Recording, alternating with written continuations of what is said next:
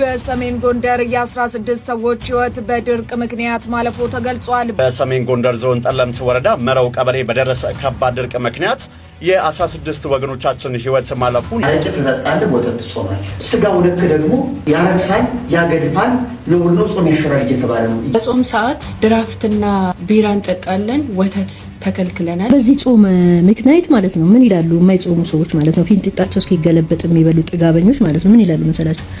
አረቄ ይከለከሉም ወተት ይከለከላሉ እንቁላል ይከለከላሉ። አው ዝም ብሎ ክርስቲያን መሆን አይችልም። የእውነት ነው የምላችሁ።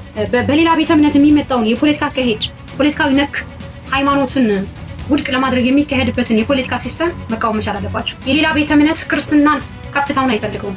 የሀገራዊ ምክክር ኮሚሽን ዋና ኮሚሽነር ፕሮፌሰር መስፍን አራያ አሜሪካ መግባታቸው ተሰማ። በዚህ ሰዓት በአማራ ክልል ከፍተኛ የሹመት ለውጥ ተደርጓል። ሰላም እንዴት ናችሁ? በድጋሚ በአዳዲስ መረጃዎች ተመልሼ መጣሁኝ።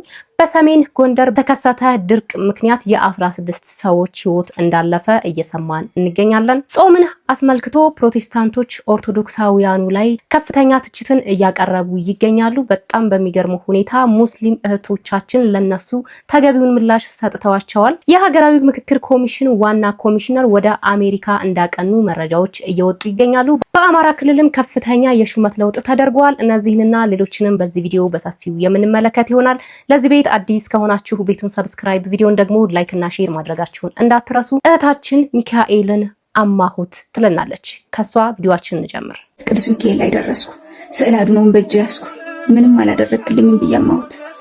ምንም አላደረክልኝም። በአንድ ወቅት እጅግ በጣም ከባድ በሆነ መንፈሳዊ ውጊያ ውስጥ አልፌያለሁ። ለዛሬ ባጭሩ ቅዱስ ሚካኤል ያደረገልኝን ተአምር ነው የምነግራችሁ። እናንተ ደግሞ ፎሎ በማድረግ ኮፒ ሊንክ ሼር ሪፖስት በማድረግ ብዙዎች ይህንን ምስክርነት እንዲሰሙ አግዙ።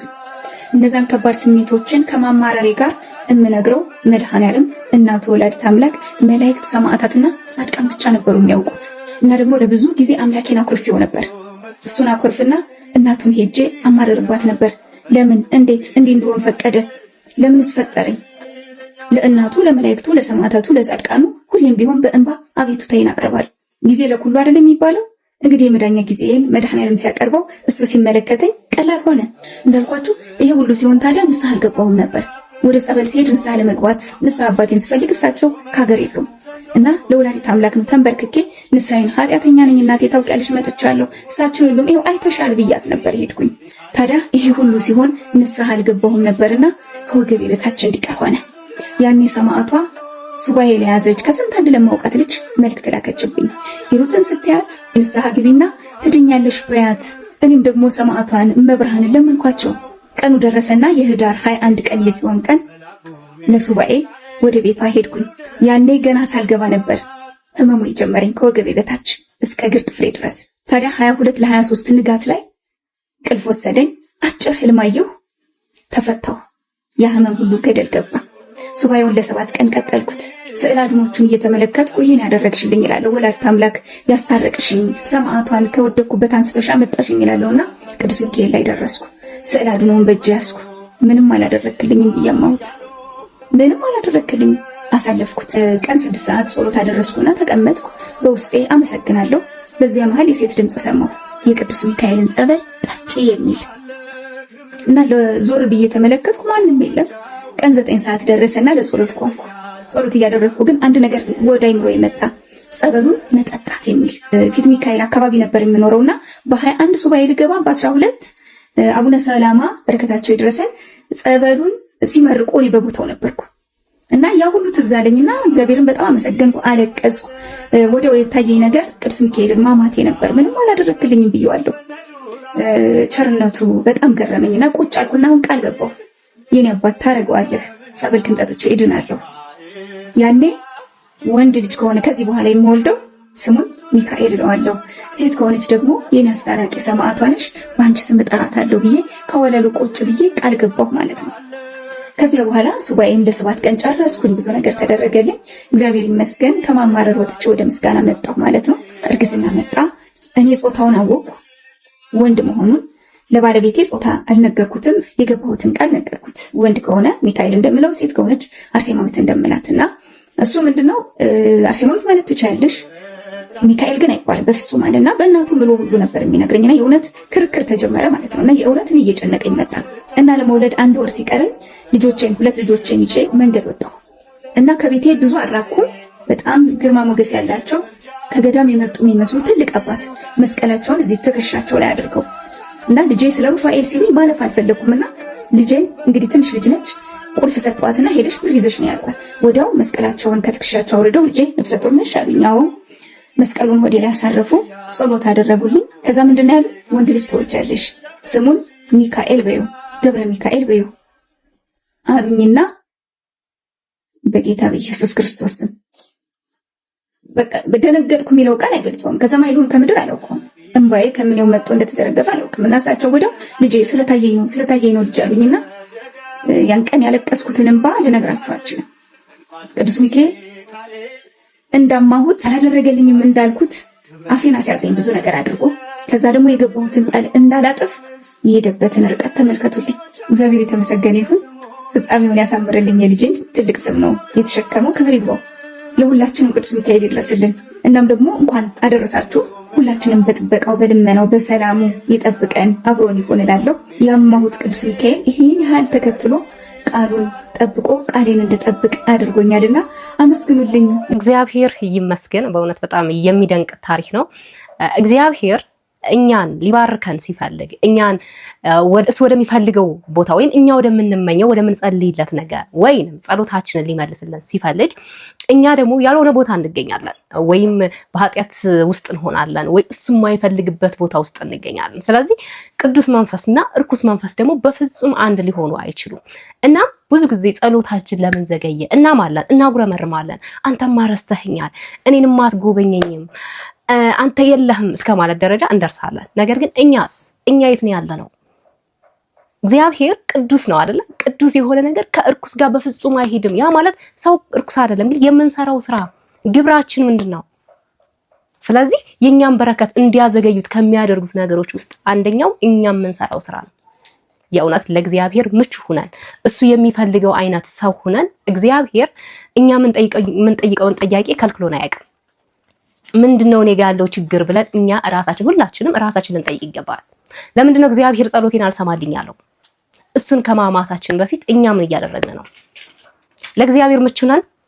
እሱ የሚፈልገው አይነት ሰዎች ነን? እንደዛ የሆነ ሰው በፍጹም እግዚአብሔር ቅርቡ ነው። እግዚአብሔር ጠይቀነው የማይመልስልን ምንም ነገር የለም አለስ እኛ እሱ የማይፈልገው ቦታ ካልተገኘን በስተቀር። እንደገና ደግሞ እግዚአብሔር ጊዜ አለው። እግዚአብሔር ለሁሉም ነገር ቀን አለው።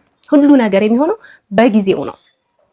እንደገና ደግሞ እግዚአብሔር እኛን የሚምርበት መንገድ፣ እኛ እንድንፈወስለት የሚሄድበት ርቀት የእውነት በጣም ነው የሚደንቀኝ። ሁሌ የሚደንቀኝ ነገር ነው እና አንቺን የጎበኘ ቅዱስ ሚካኤል እኛንም ይጎብለን። ዛሬ ደግሞ የዕለተ ቀኑ አይደለ? ሁላችንም ቋጠሯችንን ይፍታልን። ግን ሁሌም የምላችሁ እኛ ምን አድርገናል?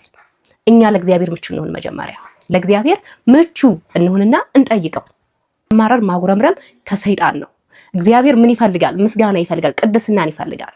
ስለዚህ እኛ ቅዱስ ሆነን እግዚአብሔርን እንጠይቀው። እሱ ደግሞ ቢዘገይም የሚቀድመው የሌለ አምላክ ነውና የሁላችንም ምኞትና ልመና ይሰማል። ይህ ላደረገ እግዚአብሔር ይመስገን እያላችሁ ለእህታችን የተደረገውን ነገር አመስግኑላት። ኦርቶዶክስ ተዋህዶ በጾምና በጸሎት አትታማ። አረቄ ትጠጣለህ፣ ወተት ትጾማለህ። ስጋው ነክ ደግሞ ያረክሳል፣ ያገድፋል፣ ለሁሉ ጾም ያሽራል እየተባለ ነው እየተካሄደ ያለው። በጾም ሰዓት ድራፍትና ቢራ እንጠጣለን፣ ወተት ተከልክለናል። አንድ ሰው በኃጢአት ውስጥ ገብቶ ቢገኝ መንፈሳዊያን የሆናችሁ እናንተ በገርነት ልትመልሱት ይገባል ይላል የእግዚአብሔር ቃል ገላትያን 6:1 ላይ። የሰዎችን ግላዊ ስህተት አይቶ ሃይማኖትን ወይም ስርዓቱን መተቸት ይሄ ተገቢ አይደለም። የኢትዮጵያ ኦርቶዶክስ ተዋህዶ ቤተክርስቲያን ከሚያሰክር ከኃጢአት ነገሮች በሙሉ እንድንርቅ ታስተምረናለች። እኛ ሰዎች ብንሳሳት፣ ብንጠጣ፣ ኃጢአትን ብንሰራ ራሳችን ድክመት እንጂ የቤተክርስቲያናችን አስተምሮ አይደለም። ነገሩ አውቆ የተኛ ሆናችሁ ነው እንጂ ስለ ኦርቶዶክስ ተዋህዶ አጽዋማት ወቅት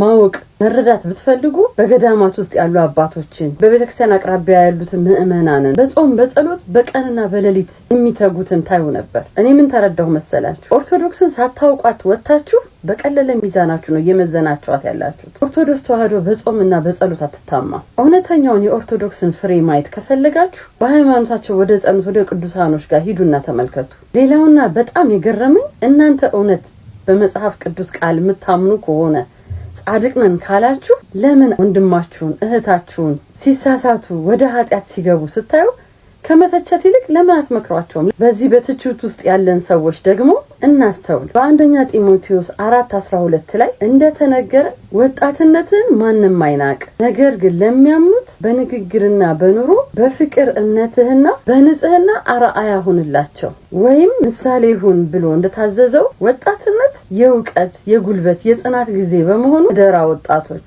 ራሳችሁን ለቤተክርስቲያናችሁ እውነተኛና ጠንካራ ፍሬ ሆናችሁ መገኘት ይኖርባችኋል። ክርስትናን በተግባር የምታሳዩ እንድትሆኑ እግዚአብሔር ይርዳችሁ። ለሁላችንም ልቦና ይስጠን። አሜን። በርግጥ እነዚህ ሰዎች ምክንያት ይፈልጋሉ እኛን ለመተቸት። የሆነ ነገር ሲመጣ የሆነች ነገር ይዘው ይመጣሉ እነሱም ማለት ነው። ስንጾም በዓላቶችን ስናከብር መቼም የሚሉት ነገር አያጡ። ይሄ የተለመደና የታወቀ ነው። አሁን ስለነሱ ኢሹ አድርጌ ላውራ ሳይሆን እህታችን እንዳለችው ኦርቶዶክሳውያን ሃይማኖታችንን በስራ ልንገልጸው ይገባል። ከነጋገራችን፣ ከረማመዳችን፣ ከመጋገባችን ከሁሉም ነገር አንፃር ኦርቶዶክሳውያን ናቸው እኮ የሚያስብል ስራ ልንሰራ ይገባል። ይሄ የእውነት ለሁላችንም ቻሌንጅ ሊሆንን ይገባል። አንድ ሰው ጠጣ፣ ዘሞተ፣ ሰከረ ማለት ወይም ኦርቶዶክሳዊ ሰው እነዚህ ነገሮች አደረገ ማለት ሃይማኖትን ይወክላል ማለት አይደለም በፍጹም። እነዚህ ሰዎችም ይህንን ያውቃሉ። ነገር ግን እንዲሁ ለማወዛገብ እንደው ይሄ ለብ ያለ ክርስቲያንን ደግሞ ለመውሰድም ጭምር ነው እንደዚህ አይነት ቴክኒኮችን የሚጠቀሙት። እኛ ደግሞ ለብ ያለ አይደለንም። ስለዚህ እነዚህ ነገሮች ባለማድረግ ሃይማኖታችንን ልናስከብር ይገባል። እነዚህ ነገሮች ባለማድረግ እነሱ እኮ ኦርቶዶክሳውያን ናቸው፣ ኧረ እነሱ አይጠጡም፣ እነሱ አይቅሙም፣ እነሱ አያጨሱም፣ አይጨፍሩም እንድንባል እያንዳንዳችን የቤት ስራ ሊኖረን ይገባል። እያንዳንዳችን ይሄንን ነገር ኃላፊነት ወስደን የእውነት በቃ የምር ኃላፊነት ተሰምቶን ልናደርገው ይገባል። እና ይሄኛውን ብቻ ሳይሆን እኔ ደግሞ የገረመኝ ሙስሊሟ እህታችን የሰጠችው ምላሽ ነው። እስኪ ስንመልከት። ሀገር ይዙ ሰሞኑን የታዘብኩት ነገር ምን መሰላችሁ? ኦርቶዶክሶች እየጾሙ ነው። ከጾም ደግሞ በላይ በየቤተ እምነቱ ድፍት ብለው ለሀገር ለህዝብ ሁሉ ይጸልያሉ። እና በዚህ ጾም ምክንያት ማለት ነው ምን ይላሉ የማይጾሙ ሰዎች ማለት ነው፣ ፊንጢጣቸው እስኪገለበጥ የሚበሉ ጥጋበኞች ማለት ነው ምን ይላሉ መሰላችሁ? አረቄ አይከለከሉም፣ ወተት ይከለከላሉ፣ እንቁላል ይከለከላሉ፣ መጠጥ አይከለከሉም፣ እንደዚህ አለ እንዴ ጾም ይላሉ። አዎ አባቴ፣ አዎ እንቁላል እየበላ ማለት ነው፣ ፕሮቲን እየበላ ማለት ነው፣ ለሊት ፈስን ስታንዛርጥ እያደርክ ማለት ነው፣ ወተት እየበላ ጤንትህን እየገነባ ማለት ነው። ጾም አለ እንዴ አባቴ? ጾም አለ? ስጋህን እየበላ ማለት ነው። ጧ ብለህ ለሊት እነሱ 9 ሰዓት ያስቀድሳሉ፣ ይጸልያሉ። ኦርቶዶክስማ በጸሎትና በጾም አይታሙም አባቴ። አንተማ አትጾም ሰውዬ ማለት ነው። ለሊቱን ሙሉ ስታንኮራፋ ማለት ነው፣ ስትሸና ስትፈሳ እያደርክ ማለት ነው። አረቄ እየጠጡ ጾም እንትን ይላሉ። እና በጾም ሰዓት አረቄ ከጠጣ የእነሱን ሃይማኖት አይወክልም። ጾም ከሆነ እነሱ ጋር ይጾማሉ። ወጥረው ነው የሚጾሙት። አንጀታቸውን አስረው ነው የሚጾሙት። እና በጾም ሰዓት አረቄ ከጠጣ እነሱ ምን አገባቸው? ያ የጠጣው ሰውዬ ማለት ነው ግለሰብ ነው፣ ሃይማኖቱ ለምን ይወቀሳል? እንደዚህ ከምታወሩ ማለት ነው ለምን ረሃብን አትሞክሩትም? ረሃብን መሞከር ነው፣ መጾምን መሞከር ነው። ይጾማሉ እነሱ ከወራት ወራት ይጾማሉ፣ ከዓመት ዓመት ይጾማሉ፣ ያስቀድሳሉ።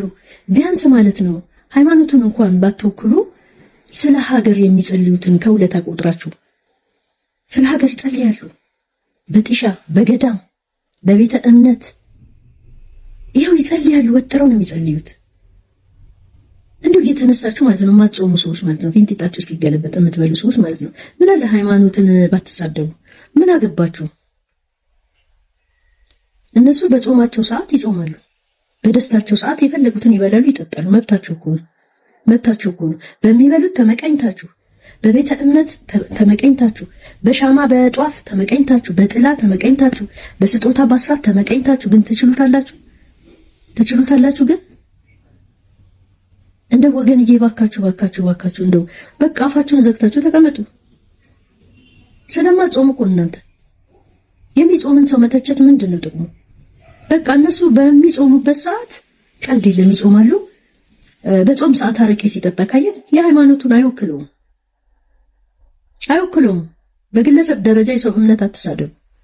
እረ ኮሜንት ላይ አስቀምጡ ያገሬ ልጆች ምን ጉድ ነው የመጣብን ዘንድሮ ምን ጉድ እንደው እግዚአብሔር ይስጥሽ እህታችን ብዙ ጊዜ ለእውነት የቆመች እህታችን ነች ይችልች በጣም በቃ የምትናገራቸው ነገሮች በጣም የሚደንቀኝ የሚገርመኝም ጭምር እግዚአብሔር ደግሞ እንደዚህ ሌሎችን እያስነሳ ከዚህ በፊትም እንዳልኳችሁ እኛ ለራስ ቆርሶ ያሳንሱም እንዳይሆንብን እንዳይመስልብን በሌላ ሰው በእኛ ሳይሆን በሌላ ሰው እንደዚህ እውነትን ያናግራልና እህታችን የእውነት በጣም ነው የምናመሰግነው። ሌላኛዋ ደግሞ ቦምብ የሆነች እህታችን ምን እንደምትል እንመልከት። ክርስትና ላይ ሰው ዝም ብሎ ክርስቲያን መሆን አይችልም። የእውነት ነው የምላችሁ።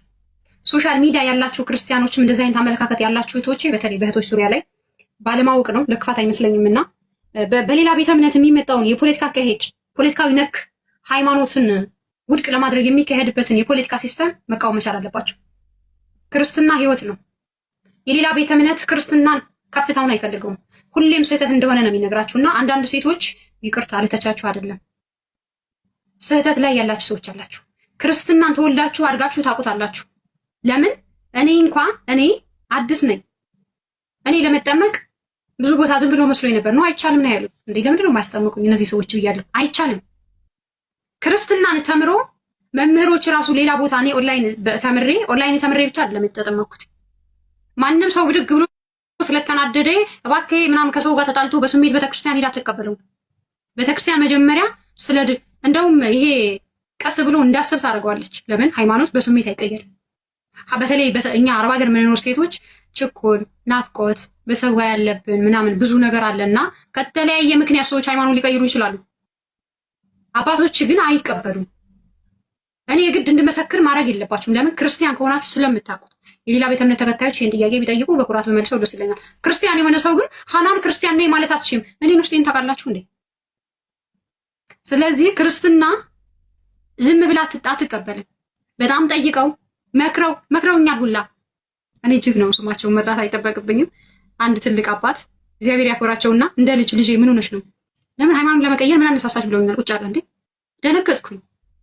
ማለት እኔ የእውነት ነው የምላችሁ እኔ በራሴ ሶስት ሴቶች እንድሰልም አድርጌያለሁ ስል መምህር አይደለሁም በእስልምና ላይ ግን በዛችሁ ባለችኝ እውቀት ልክ ግን ጓደኞቼ ስለሆኑ በቃ እስልምና ነው ልክ ብዬ በቃ ለማሳመን የሄድኩበት ጥረት ገና ጆሯቸውን ሲሰጡ ቶሎ ነው ላሳመናቸው እስልምና ነው ልክ ምናምን ብዬ አሁን ድረስ ሙስሊም የሆኑ አሉ 3 ልጆች። ክርስትና ላይ ግን እንደዛ አይደለም። ምን ሆነሽ ነው ያሉ። መጀመሪያ ከእስልምና ለምን ወጣሽ?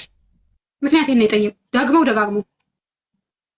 ከዚያ በኋላ ነው ራሳቸው ሌላ መምህራኖች ራሱ አስተምረው እነሱ ራሱ አያጠምቁ መልሰው እነሱ ደግሞ የሚያስጠምቁ አባቶች ደግሞ ትምህርት ይሰጣሉ። ስለዚህ ክርስትና ላይ ድንገት ሰው ሂዶ የስላሴ ልጅነትን አያገኝ። ተምሮ ተረጋግቶ አምኖበት ነው። ያ ማለት ግን ሙሉ በሙሉ ክርስትናን ገብቶት ነው አይደለም። ክርስትናን አይደለም ገና አዲስ ለመጣው አባቶች ሙሉ በሙሉ ጨርሰውታል። አያልቅም እኮ እውቀት ያልቃል እንዴ?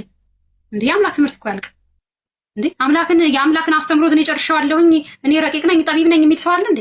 የለም። ጳውሎስ ራሱ ያልጨረሱት። ስለዚህ ግን ጥምቀትን በተመሰረተ ሰው ዝም ብሎ አይጠመቅ። ተምረን በምናውቀው መሰረታዊ ነገሮች ደግሞ ቀኑናን ተምረን ነውና ዝም ብሎ ምናምን ነው የምትሉ ያላችሁ ክርስቲያኖች እህቶቼ ነው አሁን እየነገርኳችሁ ያላችሁ አይደለም።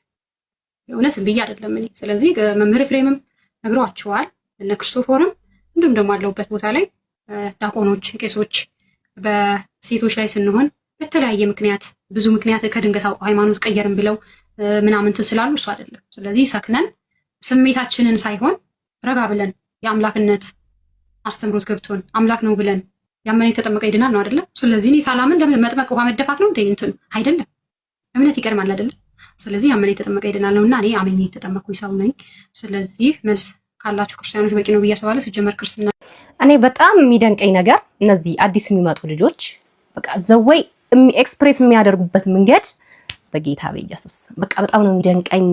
እኛ እዚሁ ዘርማንዘራችን በኦርቶዶክስ ሆኖ እዚሁ ተወልደን አድገንበት ምናምን የነሱን ያክል አንገልጸውም። የእውነት በቃ በጣም ነው የሚደንቁኝ፣ በጣም ነው የሚገርሙኝና እናታችን ምን እንዳል ሰምታችኋል። ለዚህ ነው እኛ የቁጥር ችግር የለብንም። የሆነ ሰው እንደው ስሜታዊ ሆኖ ተናዶ ወይ የሆነ ነገር ሆኖ ቢመጣ በቃ እኔ ኦርቶዶክስ መሆን ፈልጋለሁ ቢል ቤተክርስቲያን ዝም ብላ ታጠብቀው። ለምንድን ነው የመጣኸው? የጽሞና ጊዜ የሚባል አለ። ተቀመጥ፣ ይህንን ያህል ጊዜ ይሰጣል። በደንብ አንሰላስሎ ያዘው። ኧረ በፍጹም ካለ ትምህርት ይሰጠዋል። እነዛን ትምህርቶች ጨርሶ አሁንም ጊዜ ተሰጥቶት በደንብ አምኖበት ከመጣ በኋላ ነው ክርስትና የሚቀበለው ወይም ኦርቶዶክስ የሚሆነው። ስርዓት አላት ቤተክርስቲያናችን። ሁሉ ነገር በስርዓት ነው የምትሆነው።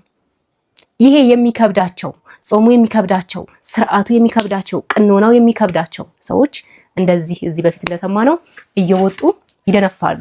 እየወጡ ቤተክርስቲያንን ያንቋሸሹ ቤተክርስቲያንን ያወረዱ እየመሰላቸው የማይሉት ነገር የላቸውም። ነገር ግን እዚህ እያሉ በፍጹም ምንም ነገር አያውቁ። በፍጹም ምንም ነገር አያውቁ። ለዛም ነው እንደዚህ ቅልል ብለው ወጥተው እንደዚህ እኮ ነው እንደዚህ እኮ ነው እያሉ አፋቸውን የሚከፍቱት ማለት ነው። እና እንደው እግዚአብሔር እነዚህ ልጆች ፍጻሜያቸውን ያሳምርልን፣ የሁላችንን ፍጻሜ ያሳምርልን። አሁንም ቢሆን በጨለማ ውስጥ ያላችሁ ኑ በብርሃኑ ተመላለሱ። ቤተክርስቲያናችን ለማንኛውም ሰው ክፍት ነች፣ አቃፊ እናት ነች። ሁላችንም እንደምናውቀው ማለት ነው። እኛም ብቻ ሳይሆን ከሌላ እምነት ያሉ ሰዎችም የሚመሰክሩላት ድንቅ እናት መጠጊያ እናት አለቻችሁና የፈለጋችሁትን ያክል ጊዜ ወስዳችሁ በደንብ አጢናችሁ አንሰላስላችሁ እንድትመጡ የእህታዊ ምክሬን ወይም ጥሬን አስተላልፋለሁ። እናንተስ በዚህ ጉዳይ ላይ ምን ሐሳብ አስተያየት አላችሁ? እንዴት ተመለከታችሁት? ሐሳብና አስተያየታችሁን ኮሜንት ላይ አስቀምጡልኝ። ደግሞ በጣም በሚገርም ሁኔታ እነዚህ ሰዎች እኛን ወይም የተለያዩ ነገሮችን እያናሱ ከኛ ሃይማኖት ላይ የሚዘልፉ ሰዎች ምን እንደሚያደርጉ ተመልከቱ። ታላቁን የእግዚአብሔርን ሰው በታላቅ አክብሮት ከእርሱ ጋር ለሚገባው ወደዚህ ጉባኤ ለሚገባው ለእግዚአብሔር ሐልዎት ሰው ማወቅ ሲያቆም ማመን ይጀምራል ማለት እንግዲህ እንደዚህ ነው። ድሮ ካወቃችሁ የራሳቸውን ጣዖት ሰርተው ለዛ ጣዖት ይሰግዳሉ፣ ያመልኩታል። ያ ጣዖት ለኛ መልካም ነገር ያደርጋሉ ብለው የድሮ ሰዎች ያስቡ ነበር። ራሳቸው ለሰሩት ነገር ይሰግዳሉ። አሁን ጊዜው ተሻሽሏል። ሰዎች ለራሳቸው የሆነ ጣዖት እየሰሩ ለዛ ነገር አይሰግዱም። ግን እንደዚህ አይነት ሰዎችን ከፊታቸው በማድረግ እንደምታዩት እየነኩ እየዳበሱ አምላካችን ነው ባይሉ እነዚህ ሰዎች ትልቅ ፓወር እንዳላቸው ጭንቅላታቸው ያስባል። የሆነ ነገር ቢናገሩ ማድረግ መፍጠር ይችላሉ ብለው ስለሚያስቡ ለነሱ እንደዚህ አይነት ከአምልኮ ያልተናነሰ ነገር ያደርጉላቸዋል። ባይ ዘ ወይ ይሄ ለእንደዚህ አይነት ሰዎች ትልቅ ፓወር ይሰጣቸዋል። ሰዎቹ ላይ ማለት ነው። እንደፈለጉ ገንዘብህን አምጣ ብትለው ይሰጣል። በቀላሉ ማኒፕሌት ለማድረግ ይመቻል ማለት ነው። የሃይማኖት አንደኛው መጥፎ ነገር ለተራ ሰዎች ፓወር ይሰጣቸዋል። ምንም አይነት ነገር ሳይሰሩ የሰዎችን ጭንቅላት ብቻ በቀላሉ ማኒፕሌት በማድረግ አርጉ የተባሉትን እንዲያረጉ፣ ሂዱ ሲባሉ እንዲሄዱ፣ በቀላሉ የነዚህ ሰዎች ቁጥጥር ስር እንዲገቡ ያደርጋሉ። አሁን ያስቃል። እየነኩት እየዳሰሱት በቃ ሰማው የሆነ ፓወር ሚነካ ነው የሚመስላቸው። አሁን ከሲነኩት ውስጣቸው ራሱ ከፍተኛ የሆነ ዶፓሚን ያመነጫል። ሃይፐር ነው የሚሆኑት። በቀላሉ ማኒፕሌሽን ባይዘው ይሄ ነው የሰዎችን ጭንቅላት መቆጣጠር። ሰዎች አንተን የተለዩ እንደሆንክ እንዲያስቡ፣ አንተ ጋር የሆነ ነገር እንዳለ እንዲያስቡ የነሱን ጭንቅላት ተቆጣጥራ አንተ የምትፈልገውን ነገር እንዲያረጉልህ ከነሱ የምትፈልገውን ነገር ለመቀበል እንዲመች ታረጋቸዋል። ዛት ሴት እነዚህ ናቸው እንግዲህ በአካል ያን ሰው እያመለኩ ያ ሰው የሚሰጣቸው ወይም የተጸዳዳበትን ፊቱ ምናምን ያጸዳበትን ሶፍት እየሰጣቸው እየበሉ እስካሁን የምንሰማቸው ነገር እንደዛ የሚያደርጉ ሰዎች ዘወር ብለው እኛን ንጹሃኑን ቅዱሳኑን እየተቹ ይገኛሉ። እነዚህ ናቸው ድንግል ማርያም አታማልድም፣ ሚካኤል እንደዚህ ነው፣ ገብርኤል እንደዚህ ነው የሚሉት እነዚህ ሰዎች ናቸው ማለት ነው። ሌላኛው መረጃችን ደግሞ ወደ ጎንደር ነው የሚወስደን። በጎንደር በድርቅ ምክንያት የ16 ሰዎች ህይወት አልፏል። በሰሜን ጎንደር የ16 ሰዎች ህይወት በድርቅ ምክንያት ማለፉ ተገልጿል። በሰሜን ጎንደር ዞን ጠለምት ወረዳ መረው ቀበሌ በደረሰው ጽኑ ድርቅ ምክንያት 16 ሰዎች ህይወታቸው አልፏል። 488 አባወራዎች ደግሞ ቀያቸውን ትተው ወደ ምዕራብ ትግራይ ተሰደዋል። የቁም እንስሳት በሙሉ መሞታቸውም ተገልጿል። እንደ ቀበሌው ዋና አስተዳዳሪ አቶ ጥላሁን ገብረ ሚካኤል ገለጻ ከመጋቢት ወር ጀምሮ ዝናብ ባለመዝነቡ የተዘራው እህል ሳይበቅልም ቀርቷል። እስከ ክልል ድረስ አቤቱታ ቢቀርብም እስካሁን ምንም አይነት አስቸኳይ ድጋፍ አለመድረሱንም አንስተዋል። ነዋሪዎችም የድንገተኛ እርዳታ ጥያቄ በማንሳት ሰልፍ የወጡ ሲሆን የሚመለከተው አካል በአስቸኳይ ይድረስልን ሲሉም ጥሪያቸውን አስተላልፈዋል ሲል የዘገበው አዲስ ማለዳ ነው። በዚህ ሰዓት ከጦርነት ሸሽተው ጎዳና ላይ የወደቁ የትግራይ ወጣቶች ሁኔታ አሳሳቢ መሆኑ ተነግሯል። ወጣቶቹ ከዝናብ ሸሽተው በረዶ ላይ ወድቀዋል የተባለ ሲሆን በትግራይ ክልል ካለው የጦርነት ስጋትና የግዳጅ አፈሳ ለማምለጥ ወደ አዲስ አበባ የተሰደዱ ወጣቶች አሁን ሌላ መከራ ውስጥ ናቸው ሲል የዘገበው ዶቼ ቬለ ነው። የቤት ኪራይ መክፈል ያቃታቸው፣ የሚበሉት ያጡና በስራ እጦት ምክንያት ጎዳና ላይ የወደቁ ወጣቶች ቁጥር እየጨመረ ነው ብሏል በዘገባው። የህወሓት የውስጥ ስልጣን ሽኩቻና የበጀት መቋረጥ ወጣቱን ለስደት ዳርጎታል። እነዚህ ወጣቶች ክልሉ ተጨማሪ ጦርነት የመሸከም አቅም የለውምም እያሉ ይገኛሉ። ይስቃይ መቼ ያበቃ ይሆን? መቼም በሀገራችን ላይ እየሰማን ያለው ነገር በጣም ከባድ ነው። ጦርነት አለ፣ ረሃብ አለ። በነገራችን ላይ የጦርነት መጨረሻ ሪዛልቱ ድርቅ ነው። ድርቅ፣ ረሃብ፣ ስደት ነው። እናም አሁን ላይ ደግሞ በጎንደር ድርቅ ተከስቷል ማለት ነው። ጎንደር ብቻ አይደለም፣ የተለያዩ ቦታዎች ዝናብ የለም እንደምንሰማው ማለት ነው ክረምት ላይ። ነገር ግን የበጋ ኑሮ ነው እየኖሩ ያሉት። ገና ከዚህ በላይ ችግሩ ሊስፋፋ እንደሚችል ሰዎችም እየጠቆሙ ይገኛሉ። ታዲያ ይህ ችግር ከምንድን ነው የተነሳው ስንል ዋናው መሰረቱ ብሔርተኝነትና ዘረኝነት ነው። ቅድም እንደሰራሁላችሁ ትናንትና በተመሳሳይ ዘረኝነት እያቃወሰንና ኑሯችንን ቁልቁል እያወረደው እንዳለ አሁን ላይ በደንብ እየታየ ይገኛል። አገር ውስጥ አልበቃን ብሎ አገር ውጭ ድረስ ይህ የዘረኝነት ስሜት ተሰራጭቶ ወገኖቻችን ተሰደው እንኳን እንዳይበሉ እየተደረጉ ይገኛሉ። እናም አባቶች ምን ሲሉ እሰማቸዋለሁ? ደም በሚፈስበት መሬት ዝናብ በፍጹም አይዘንብም ሲሉ እሰማለሁ። አሁን የሆነውም ይሄ ነው። ምድሪቱ የደም አኬልዳማ ሆናለችና ዝናብ በየት በኩል አልፎ የገበሬዎችን መሬት ማራስ ይችላል? አሁንም ቢሆን መፍትሄው እያንዳንዳችን እጅ ላይ ነው ያለው። ውስጣችንን እናጽዳ፣ ከዘረኝነት መንፈስ እንላቀቅ፣ ለወገኖቻችን እንራራ፣ ለወገን ለዘመዶቻችን እንራራ። ሁሉም ሰው በመሆኑ ብቻ ሊከበር፣ ሰው በመሆኑ ብቻ ሊወደድ ይገባል። እግዚአብሔር በአርአያውና በአምሳሉ የፈጠረውን ወንድሞቻችንና እህቶቻችንን ጠልተን እያሳደን እንዴት ብለን የማይታየውን እግዚአብሔር እንወደዋለን እንላለን? የሚታየውን ወንድማችንን እያሳደን የማይታየውን እግዚአብሔር እንወደዋለን ማለት በእግዚአብሔር ላይ መዘባበትና ክህደትም ጭምር ነው። ስለዚህ ሁላችንም ልናስብበት ይገባል። ሁላችንም ልባችን ወደ እግዚአብሔር ልንመልስ ይገባል። የዘረኝነትን መንፈስ ከልባችን ልናጠፋው ይገባል። የሀገራዊ ምክክር ኮሚሽን ዋና ኮሚሽነር ፕሮፌሰር መስፍን አራያ አሜሪካ መግባታቸው ተሰማ። በምክክሩ ላይም በርካታ አካላት ተቃውሞ እያሰሙ ይገኛሉ። የኢትዮጵያ ሰብአዊ መብቶች ጉባኤ ኢሰመጎ በምክክሩ ወቅት የአንድ ወገን ሐሳብ ለማስረጽና የበላይነት ለመያዝ የተደረጉ ሙከራዎችን መታዘቡን የገለጸ ሲሆን የአማራ ብሔራዊ ንቅናቄ አብን በበኩል 2 ኮሚሽነሮች በከተሞች አጀንዳ ላይ በቀጥታ እጃቸውን በማስገባት የተሳታፊዎችን ፍላጎት ለማስቀየር ተጽዕኖ አድርገዋል ሲል ከሷል። ሆኖም የፕሮፌሰር መስፍን አራያ ወደ አሜሪካ ማቅናት ከነዚህ ክሶች ጋር ምንም አይነት ግንኙነት እንደሌለውና ምክክሩን ጥለው ሸሽተው ሳይሆን እህታቸው በማረፏ ምክንያት ለሐዘንና በቀብር ስነ ስርዓት ላይ ለመገኘት ብቻ መሆኑ የተሰማ ሲሆን ሐሙስ ዕለት ወደ አገር ቤት ይመለሳሉ ተብሏል። ለበርካታ ቀናት ሲካሄድ የቆየው ይህ የምክክር ጉባኤ ነገ ረቡዕ የመጨረሻ ውሳኔውን ያጸድቃል ተብሏል። በዚህ ሰዓት በአማራ ክልል ከፍተኛ የሹመት ለውጥ ተደርጓል። ሌተናንት ጀነራል ጥጋቡ ይልማ የአማራ ክልል ፖሊስ ዋና ጠቅላይ መምሪያ አዛዥ ሆነው በርዕሰ መስተዳደር አረጋ ከበደ ተሹመዋል። በሌላ በኩል ክልሉን ሲመሩ የነበሩት ኮሚሽነር ጀነራል ዶክተር ዘላለም መንግስቴ ወደ ፌዴራል በማምራት የኢትዮጵያ ፌዴራል ፖሊስ ምክትል ኮሚሽነር ሆነው መሾማቸው ተሰምተዋል። ይህ ሹመት በክልሉ ወቅታዊ ሁኔታ ላይ ያለውን ሚና እንዴት ታዩታላችሁ? አዲሱ አዛዥስ ምን አዲስ ነገር ይዘው የሚመጡ ይመስላችኋል? አሁንም እነዚህ 2 ነገሮች መነጋገሪያ እየሆኑ ይገኛሉ። ለምን ዋናው ኮሚሽነሩ ወደ አሜሪካ ሄዱ? የምክክሩ ሁኔታ ሳያልቅ ወይም ምክክሩ ያለበት ሁኔታ አሁን ላይ ትንሽ የመናበብ ችግር ገጥሞታልና በጣም ብዙ ትችቶችን እያስተናገደ ይገኛል። በዛ ምክንያት ነው ጥለው የሄዱት የሚሉ ብዙሃኑ ናቸው። እንግዲህ ከወደ እነሱም ደግሞ የተመለሰው ምላሽ አይ ለሌላ ጉዳይ ነው እንጂ በፍጹም ሽሽት አይደለም የሚል ነው። በነገው ዕለትም ፍጻሜ ያገኛል ተብሎ ይጠበቃል ማለት ነው። እንግዲህ ይህ ፍጻሜ ምን አይነት ነገር ይዞ ይመጣል፣ በምን ላይ ደምድመው ወደ ስራ ይገባል የሚለውን አብረን የምንመለከተው ይሆናል። በተመሳሳይ ሁኔታም በአማራ ክልል እንደሰማችሁት የሹመት ለውጥ ተደርጓል። ይህ የሹመት ለውጥ ምን አይነት ለውጥ ያመጣል የሚለውንም የምንመለከት ይሆናል። እንደው ጉልቻ ቢቀያየር ድስት አያጣፍጥም የሚባለው ነገር እንዳይሆን የሚሾመው ወይም ኃላፊነት ያለው ሰው ኃላፊነት ላይ የሚቀመጥ ሰው በሙሉ የተሾመበትን ኃላፊነት በመወጣትና ህዝቡ እፎይ የሚልበትን ስራ በመስራት የራሱን አሻራ ጥሎ መሄድ ይችላል። ፕሮግራማችን ይህንን ይመስል ነበረ። በፕሮግራማችን እንዳተረፋችሁበት አልጠራጠርም። በሌላ በአዲስ ቪዲዮ ተመልሼ እስከምመጣ ድረስ ለዚህ ቤት አዲስ ከሆናችሁ ቤቱን ሰብስክራይብ፣ ቪዲዮን ደግሞ ላይክ እና ሼር ማድረጋችሁን እንዳትረሱ። እግዚአብሔር አምላክ ኢትዮጵያ ሀገራችንና ኦርቶዶክስ ሃይማኖታችንን ይጠብቅልን። ቸር ቆዩ።